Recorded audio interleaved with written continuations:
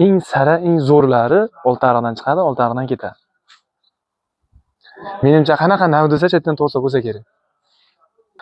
Mana hozir bu yerga ko'chatga ozgina teplitsa qilishadi. Uylari 150 kvadrat atrofida.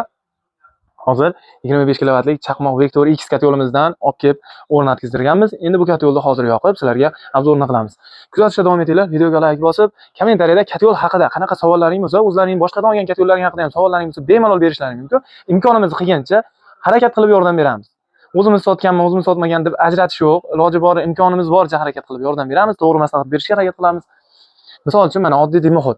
Ko'pchilik pastdan suv oqyapti deyapti. Misol bizdan kat yo'l olishmagan. Lekin shuni misol tushunishmayapti. Uni terlay turganligini sababi ichkaridan chiqib turgan issiq havo bilan tashqaridan kelib turgan sovuq havoni hisobiga terlayapti. Uni shuni terlamaslik uchun zavodskoyga olish shart emas. $100, $150 sarflab zavodskoy dimoxod qo'yishim kerak degan narsa emas. O'zingiz teklavata bilan yaxshilab o'rab mustahkam qilib qo'yadigan bo'lsangiz, terlash holatlari kuzatilmaydi. Keyin mana kat yo'limizni qisqacha obzor qilib o'tamiz. Eng so'nggi model 26-yilning eng so'nggi modelidan bo'ladi. Retortni garelga qo'yilgan veltenyatorlari. 130 wattlik original veltenyatordan двойный reduktor 220 motor qo'yilgan.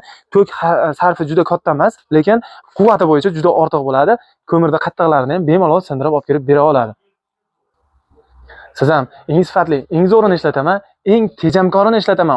Yiliga misol 10 tonna emas, 5 tonna, 6 tonna bilan ishdan chiqaman deydigan bo'lsangiz, pastda raqamni qoldiramiz. Aloqaga chiqib bemalol zakaz bersangiz bo'ladi. Hozirgi vaqtda 1 hafta 10 kungacha ochliklarimiz cho'zilib qolyapti.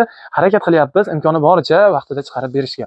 Lekin kuz-qish oylari kelgan sari ochliklar ko'payib ketadi. Shuning uchun hozirdan harakat qilib o'zingizni kat yo'lingizni band qilib, yasab, santexniklarda vaqtida bemalol o'rnatkizib olsangiz yaxshi bo'ladi inshaalloh. Qishda o'ylanib, qidirib, sovuqda qolib yurmaysiz. Pechka yoqib remontingizni rasvosini chiqarmaysiz.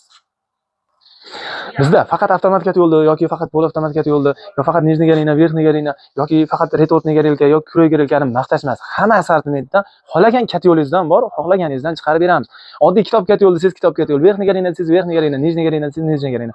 Faqat qachonki o'sha kat yo'l biz chiqarib beradigan kat yo'l xalqimizga tejamkor bo'lib, qulay bo'lib ishlab beradigan bo'lsa bo'ldi. Misol uchun men 2 soatda qayta ko'mir solaydigan kat yo'lni ishlab chiqarmayman. Sababi u narsa xalqimiz uchun norozi.